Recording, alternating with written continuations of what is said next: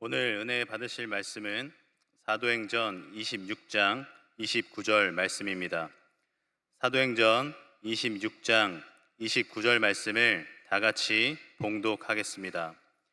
바울이 이르되 말이 적으나 많으나 당신뿐만 아니라 오늘 내 말을 듣는 모든 사람도 다 이렇게 결박된 것 외에는 나와 같이 되기를 하나님께 원하나이다 하니라. 아멘. 할렐루야.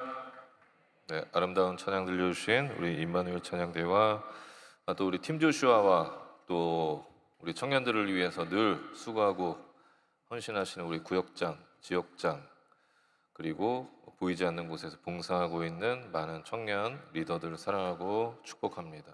우리 이 시간에 합심해서 잠시 기도할 텐데요. 우리 여의도 순복음교회와 또 우리 교회를 이끌어 가시는 우리 이영훈 당회장 목사님, 늘 영혼 육간의 강건함을 허락하시고 하나님께서 이 마지막 때에 우리 교회를 이끌어 가시기 부족함 없도록 함께 해달라고 기도하시고, 또 오늘 예배 가운데 우리가 그냥 왔다 그냥 돌아가는 영혼 한 영혼도 없이 하나님 주시는 은혜 다 경험하고 돌아갈 수 있도록 주님 인도해달라고, 우리 예배를 위해서 또 우리 교회를 위해서 주님의 이름 세 번 부르시고 합심해서 기도하겠습니다. 주여 주여 주여. 하나님, 주님 아버지 하나님, 우리 교회를 사랑하여 주시니까 하나님께서 아버지 우리 교회의 붕을 방해하나 강막의 원수의 세력 틈타지 못하도록 주님 인도하여 주시옵소서. 하나님께서 아버지 우리 교회의 붕을 방해하나 강막의 원수의 세력은 하나님 묶음을 놓고 떠나가게 하여 주시옵시고, 하나님 당의 정선이 하나님 영혼 육간의 강건함을 알아가시고, 하나님이 교회를 이끌어가시기 부족없도록 늘 영혼 육간의 강건함을 알아가여 주시옵소서. 주님을 잡아주시옵소서. 인도하여 주시옵소서. 할렐루야. 아버지 하나님께서 아버지 동행하여 주시옵소서.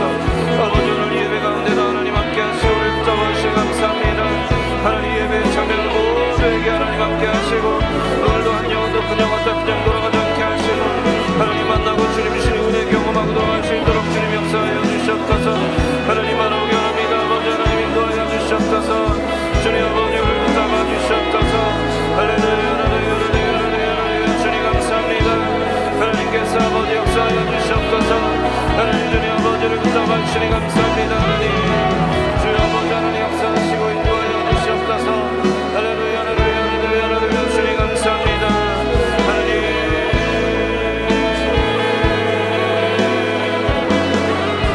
하나님 예배 가운데 성령 인도하시고 역사하여 주시옵소서.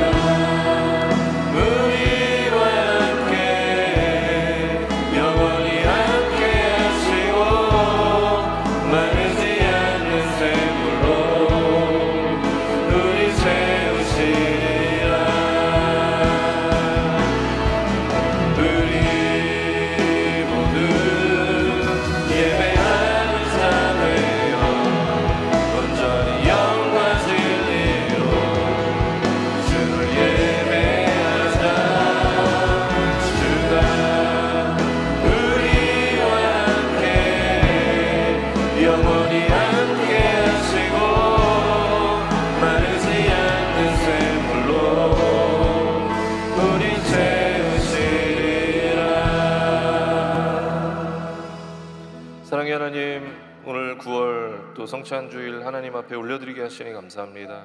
하나님 오늘 예배 가운데 하나님 함께 하시고 성령님 역사하여 주셔서 예배를 방해하는 악한 마귀 원수의 세력 틈타지 못하게 하여 주시고 오직 하나님께만 집중하는 시간 될 수 있도록 주님 역사하여 주시옵소서. 세상에 근심하고 염려했던 모든 것들 다 우상으로 여기고 이 시간 내려놓게 하시고 오직 하나님께만 집중하는 귀한 예배 될 수 있도록 주님 역사하여 주시옵소서. 우리의 전심으로 하나님 예배할 수 있는 시간 될 수 있도록 성령님 이 시간 함께 하시고 우리의 마음을 주장하여 주시옵소서. 오직 하나님만 바라보게 하시니 감사합니다. 우리 구원하신 예수님의 이름으로 간절히 기도했습니다. 아멘.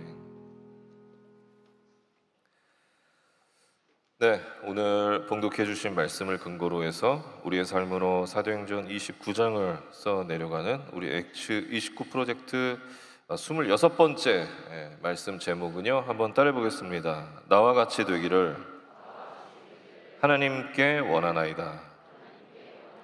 나와 같이 되기를 하나님께 원하나이다. 아멘. 모든 어머니들은요 위대합니다. 모든 어머니들은 위대합니다. 특히 출산의 과정을 보면서 저는 굉장히 어머니라는 존재가 굉장히 위대하다라는 생각을 했는데요.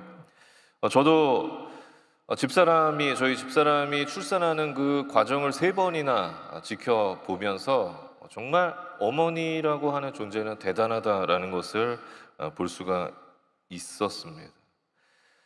임신하면 입덧부터 해서요 챙겨 먹어야 될 것들 굉장히 많잖아요. 꼭 챙겨 먹어야 될 것들이 있습니다. 그리고 또 임신을 하는 그 순간부터 먹지 말아야 할 것들도 있습니다. 그리고 점점 배가 불러와서 만삭이 되어지면 걷기도 힘들어지고 또 소화도 잘 안 되고 또 여러 가지 불편한 것들이 굉장히 많더라고요. 숨 쉬는 것도 제대로 되지 않고. 그래서 잠을 잘 때도요, 만삭 때는 잠을 잘 때도 똑바로 누워 잘 수가 없더라고요. 옆으로 이렇게 돌아서 누워 자야 잠을 잘 수가 있었습니다. 생각해 보세요. 10개월 동안 그렇게 살아간다는 것이 얼마나 힘들고 어려운 과정일까요? 남자들은 잘 모르죠. 근데 그 10개월 동안 그렇게 살아간다는 것이 참 쉬운 일은 아닙니다.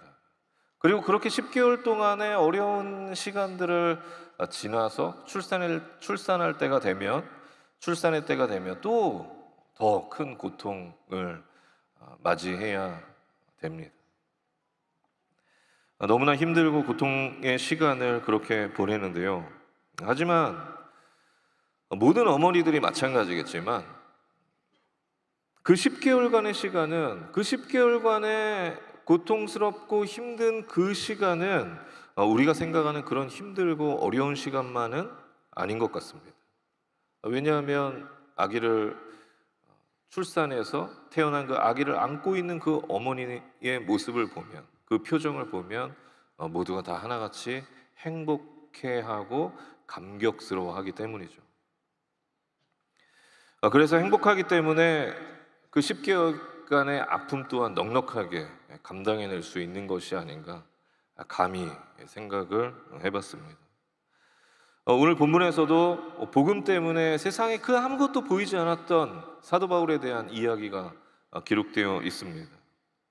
본문은 복음을 기뻐했던 사도 바울의 모습을 이렇게 표현하고 있는데, 첫 번째는 한번 따라해 보겠습니다. 복음 전파를 두려워하지 않았다.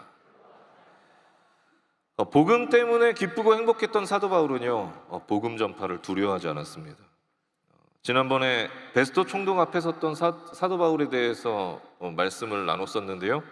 오늘은 그 베스토 총독이 사도 바울을 아그리빠 왕 앞에 세웠습니다. 베스토 총독 역시 사도 바울에게서 죄를 찾지 못하자 사도 바울을 아그리빠 왕에게 데려가서 신문케 하고 그에게서 아주 명확하고 정확한 죄목을 찾으려고 했던 것이죠. 그런데 이 아그리빠 왕이 어떤 사람이었냐 하면, 오늘 본문에 기록된 이 아그리빠 왕은 헤롯 아그리빠 2세를 가리키고 있는데, 이 오늘 본문에 기록된 이 헤롯 아그리빠 2세는요 사도 야고보를 죽였던 헤롯 아그리빠 1세의 아들이었습니다. 그리고 한참을 더 거슬러 올라가서 예수님 탄생 당시에 2세 이하의 남자아이들을 다 죽이라고 명령했던 그 헤롯 왕의 증손자였습니다. 그러니까 이 헤롯 아그리파 2세, 오늘 본문에 나온 이 아그리파 왕은요, 아주 잔인하고 잔혹했던 그런 아그리파 왕 그 가문의 한 명이었던 것입니다. 그런데 오늘 사도 바울은 그 잔인하고 잔혹했던 이 헤롯 아그리파 2세 이 왕 앞에서 자신의 마지막이 될 수도 있는 그런 최후의 변론의 시간을 갖게 된 것입니다. 그런데 오늘 이 아그리파 왕 앞에 선 사도 바울의 첫 마디가 무엇이었는지 아십니까? 그가 뭐라고 고백했는지 아세요? 오늘 본문 2절 말씀, 우리 26장 2절 말씀 우리 다 같이 봉독하시겠습니다. 아그리파 왕이여, 유대인이 고발하는 모든 일을 오늘 당신 앞에서 변명하게 된 것을 다행히 여기나이다. 오늘 말씀해 보니까 사도 바울이 그 잔인하고 잔혹했던 아그리파 왕 앞에서 변론하게 된 것을 어떻게 생각한다고요? 다행히 생각합니다. 다행히 여긴다는 것입니다. 여러분, 지금 사도 바울이 다행히 여길 그런 상황인가요? 사도 바울이 처한 상황은요, 다행이라고 하는 그런 단어를 쓸 만한 그런 상황이 아니었습니다. 가장 잔인하고 잔혹했던 아그리파 왕 앞에서 이제 변론을 해야 되는 그런 시간이 마주하고 있었고, 자신이 언제 어떻게 죽임을 당할지 모르는 그런 상황 가운데 있었습니다.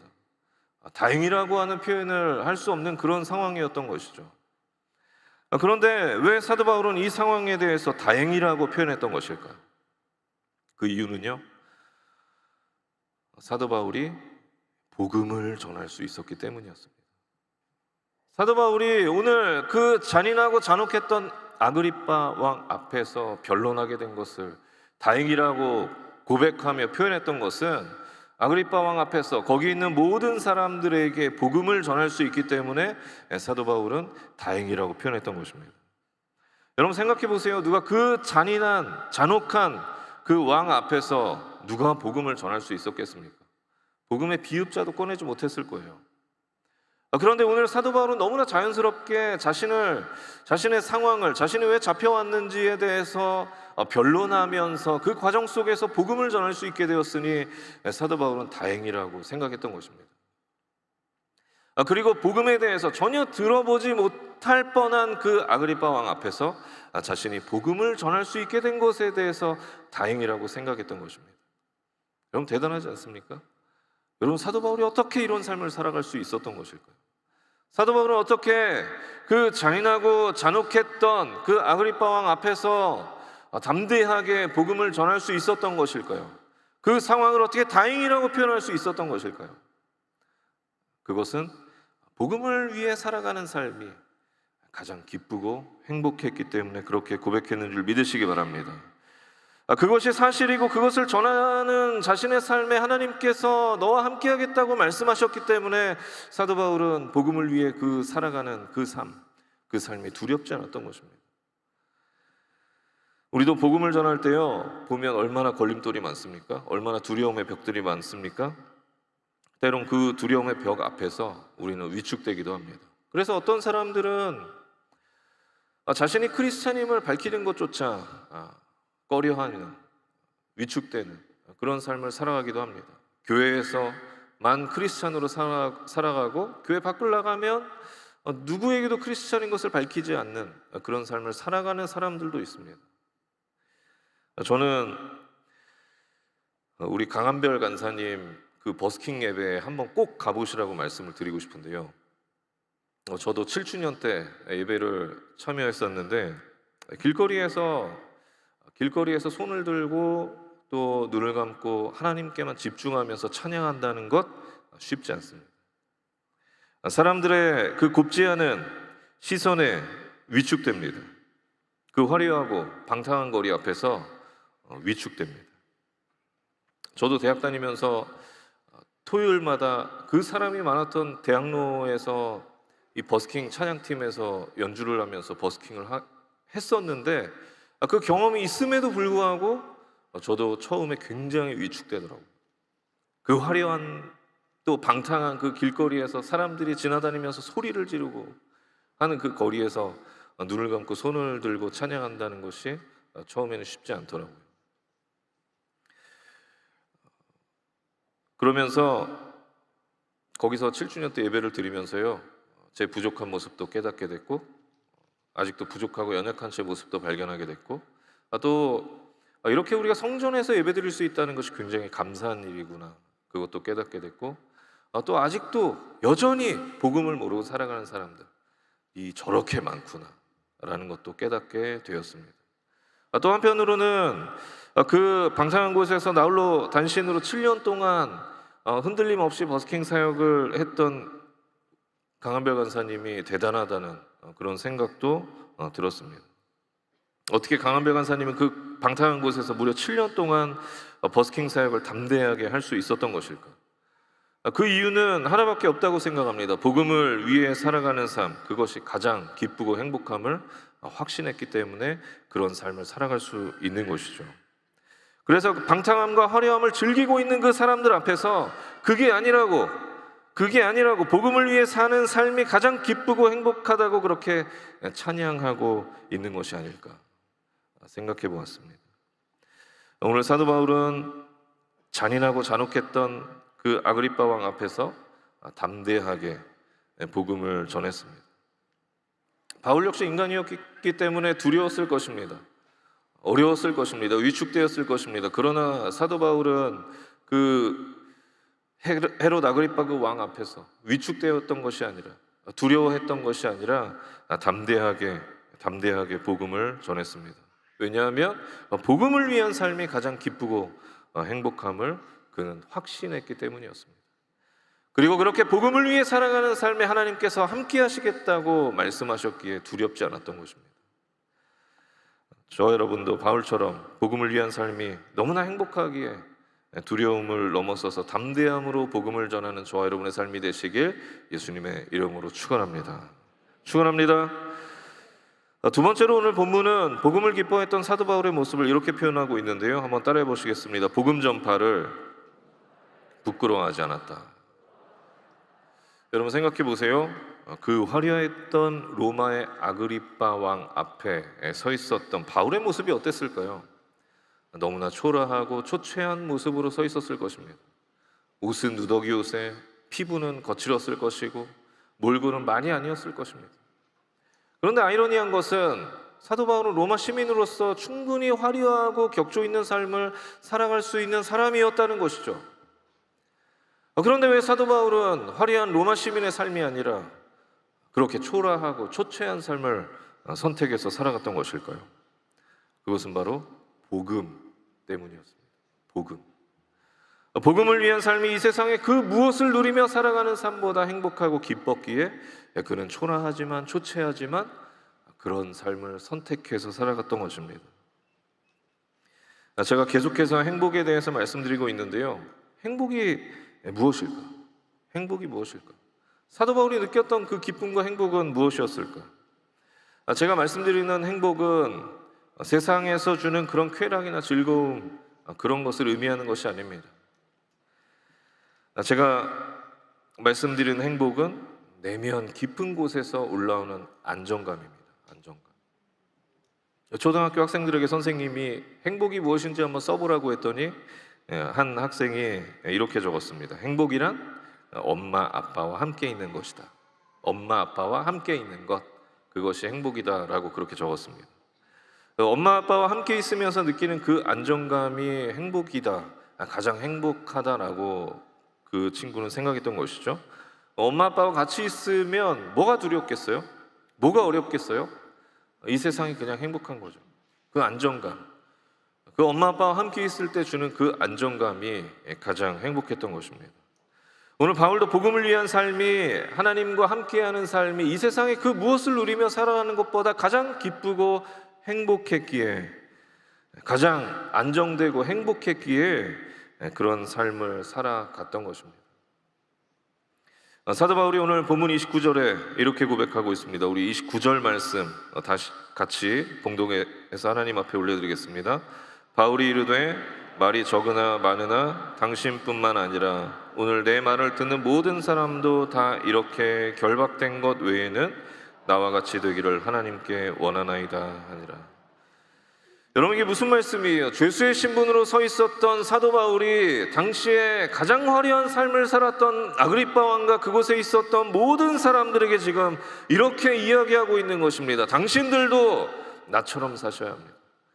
당신들도 나처럼 사셔야 합니다라고 그렇게 고백하고 있는 것입니다.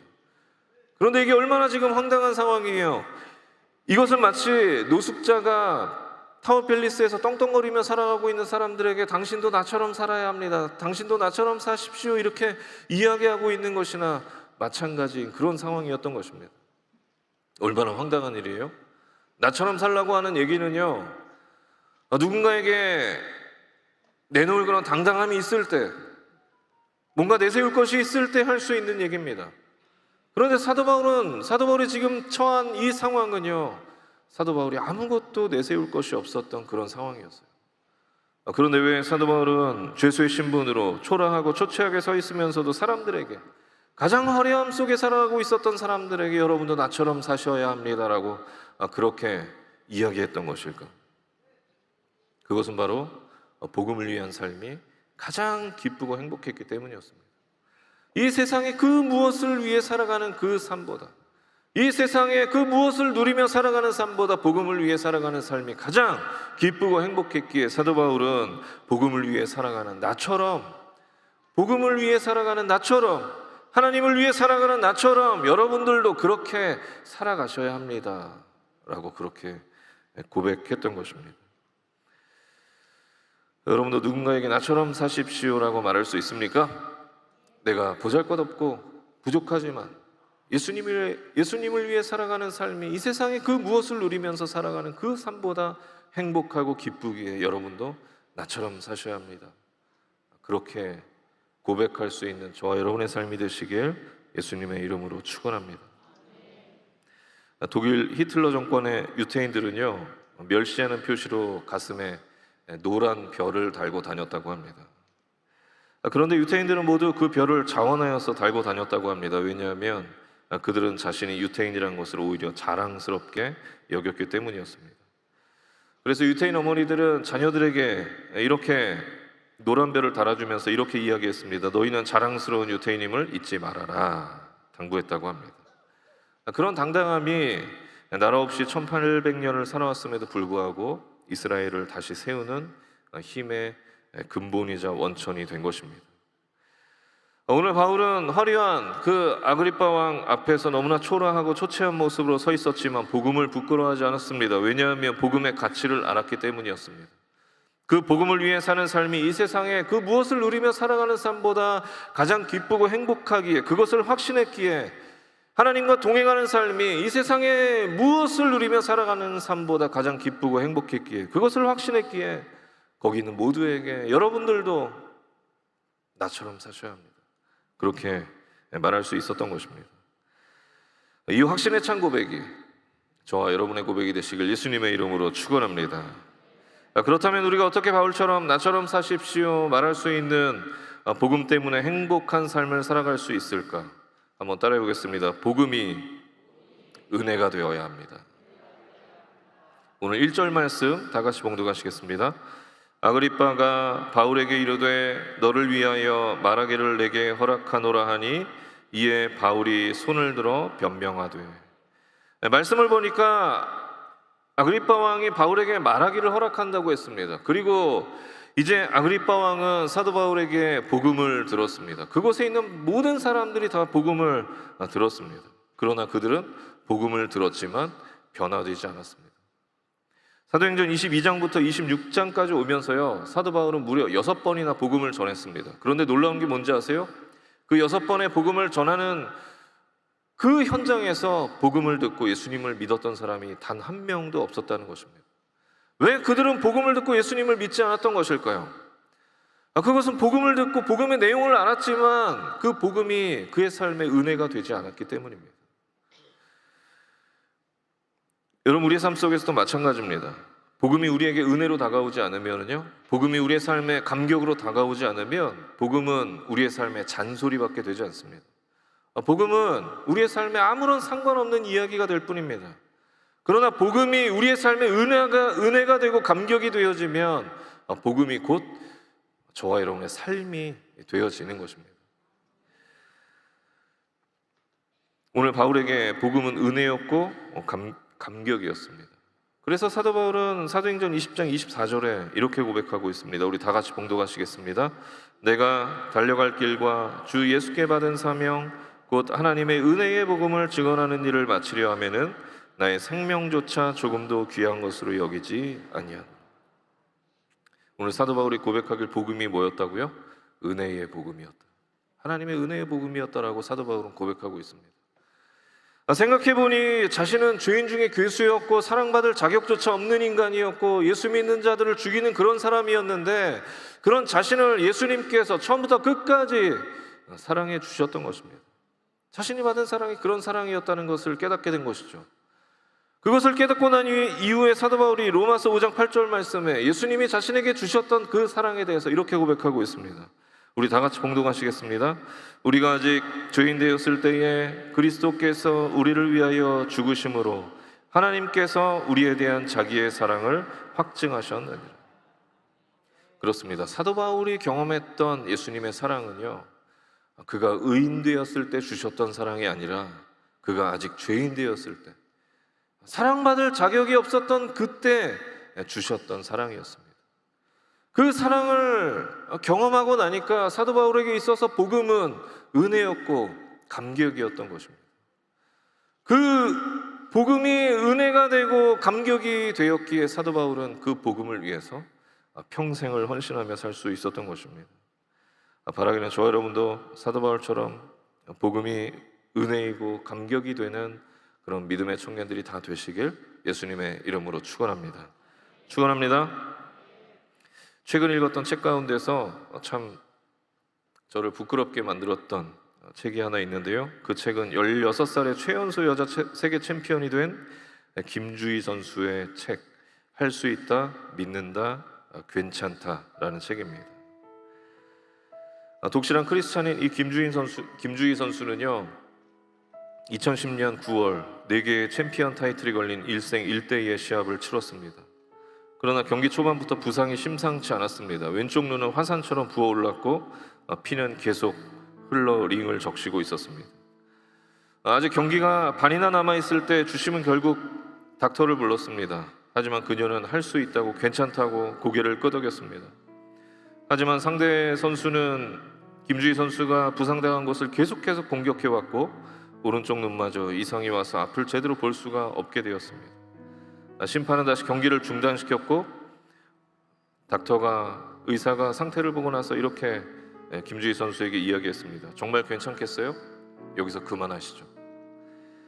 모두가 멈추어야 한다고 생각할 수밖에 없는 상황이었습니다. 하지만 그녀는 멈출 수가 없었습니다. 피가 흐르고 눈두덩이에 퉁퉁 부어오르는 것보다 경기가 중단되는 것이 더 두려웠기 때문이었습니다.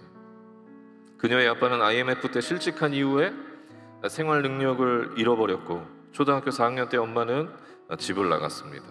5살 많은 언니가 생활을 꾸려나가는 그런 지독한 가난, 또 그 언니와 아빠를 위해서라도 인생을 책임지기 위해서라도 그 고통스러운 그 링에서의 아픔을 참았어야 했습니다.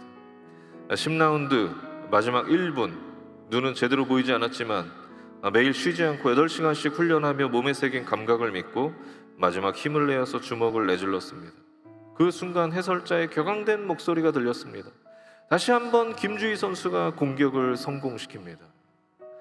관중들이 환호했고 그녀는 결국 챔피언 벨트를 지켜냈습니다. 시야는 흐릿했지만 그 순간은 어느 때보다 선명했고 상처투성이의 얼굴을 하고 있었지만 그녀는 웃고 있었습니다.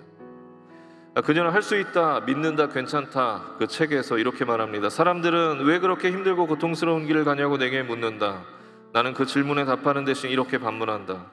권투를 하는 내가 얼마나 행복한지 그렇게 물어봐 주실래요? 여러분, 김주희 선수가 얼마나 대단합니까? 지독하게 가난한 인생, 또 자신의 가정을 책임지기 위해서 죽음을 각오하고 링에 올라야 하는 인생이었습니다. 그런데도 그런 삶이 행복하다는 것입니다. 여러분, 우리는 어떻습니까? 복음을 위해 살아가는 여러분의 삶이 행복하십니까? 그 복음이 여러분의 삶에 은혜로 감격으로 다가오고 있습니까? 바라기는 저와 여러분도 누군가 우리에게 너는 왜 쉬는 날 교회 나가니? 너는 왜 그렇게 미련하게 사니? 너는 왜 그렇게 바보같이 사니? 그렇게 물을 때에 김주희 선수가 얘기했던 것처럼 복음을 위해 사는 삶이 얼마나 행복한지 그렇게 물어봐 줄래? 하나님을 위해 사는 삶이 얼마나 행복한지 그렇게 물어봐 줄래? 이렇게 말할 수 있는 저와 여러분의 삶이 되시길 예수님의 이름으로 축원합니다. 여러분, 이 세상에는요 두 갈래의 길이 있습니다. 믿음의 길을 가는 자들이 있으면 세상을 향해 가는 사람들이 있습니다. 아브라함의 길을 가는 사람이 있는가 하면 조카 롯의 길을 가는 사람들이 있습니다. 다윗의 길을 가는 사람들이 있는가 하면 반면에 사울에 가는 사람들이 있고, 사도 바울과 같이 복음을 위해 목숨 거는 삶을 살아가는 사람이 있는가 하면 오늘 아그리빠 왕처럼 복음을 들어도 아무런 변화 없이 살아가는 사람들이 있습니다. 여러분은 어떤 길을 선택해서 살아가시겠습니까? 바라기는 저와 여러분이 사도 바울처럼 복음을 위해 이 세상 그 무엇을 누리는 것보다 복음 때문에 행복한 그 기쁨, 그 행복을 누리며 복음으로 인해서 복음 때문에 이 세상을 살아가는 저와 여러분의 삶이 되시길 예수님의 이름으로 축원합니다. 그래서 오늘 우리 역시 누군가에게 사도 바울처럼 당신들도 나처럼 사셔야 합니다. 당신들도 나처럼 그렇게 복음을 위해 사셔야 합니다. 고백하고 선포할 수 있는 저와 여러분의 삶이 되시길 예수님의 이름으로 축원합니다. 기도하겠습니다. 하나님 감사합니다. 오늘 말씀을 통해서 복음으로 너무나 행복했기에 화려한 삶을 살았던 아그리빠 왕 앞에서 모두들 앞에서 당신들도 복음을 위해 사는 나처럼 사셔야 합니다라고 당당하게 고백했던 사도 바울처럼 하나님, 우리도 복음을 위해 살아가는 삶을 살아갈 수 있도록 주님 역사하여 주시옵소서. 복음 때문에 너무나 기쁘고 행복한 삶을 살아갈 수 있도록 주님 역사하여 주시옵소서. 오늘 하나님께서 우리의 삶 가운데 함께 하시고 결단 주시고 회복 주심을 믿사오며 우리를 구원하신 예수님의 이름으로 간절히 기도했습니다.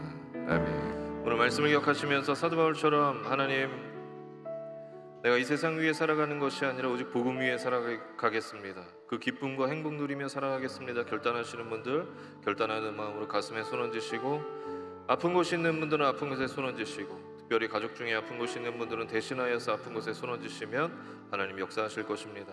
하나님 살아계시기에 또 기도하는 제목 응답하실 것을 믿는 분들도 그 믿음으로 가슴에 손 얹으시기 바랍니다. 사랑의 하나님, 오늘 사도 바울처럼 하나님, 이 세상 즐거움과 유익 앞에 무너지는 우리의 삶이 아니라 오직 예수 그리스도를 위해 살아가는 삶, 오직 복음을 위해 살아가는 삶, 그 기쁨과 행복을 누리며 살아가는 우리의 청년들이 될 수 있도록, 주의 백성들이 될 수 있도록 주님 역사하여 주시옵소서.